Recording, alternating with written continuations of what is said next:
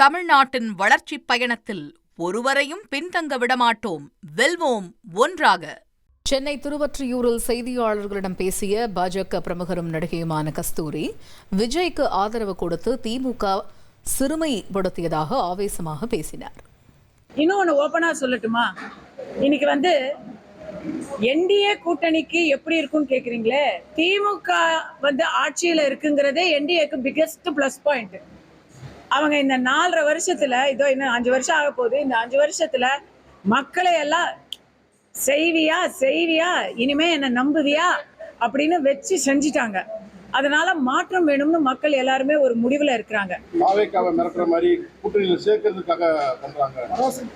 இல்ல, நான் இப்பதானே சொன்னேன், பாஜக கூட்டணியிலையும் அதிமுக கூட்டணியும் இதை திமுக தரப்புல இந்த விஷ பிரச்சாரத்தை பண்ணிக்கிட்டு தான் இருக்கிறாங்க. ஏன்னா அவங்களுக்கு ஒரே கல்ல 2 மாங்காய், பிஜேபியை திட்டின மாதிரியும் ஆச்சு, விஜயை சிறுமைப்படுத்தின மாதிரியும் ஆச்சு. அப்படிங்கறத தான் அவங்க அந்த கேம் தான் அவங்க பண்ணுவாங்க. எதுங்க இல்லங்க, திமுகவுடைய ஆதரவு விஜய் கேட்டாருங்க. தாவேகாவுக்கு திமுக ஆதரவு கொடுக்கறதுங்கிறதே தாவேகாவை சிறுமைப்படுத்துற ஒரு செயலுங்க. கரூர்ல என்ன நடந்துச்சுன்னு நம்ம எல்லாருக்கும் தெரியும். இவங்க யாரு ஆதரவு கொடுக்கறதுக்கு? ஆடு நனையதேன்னு ஓனாய் அழுதுச்சான்.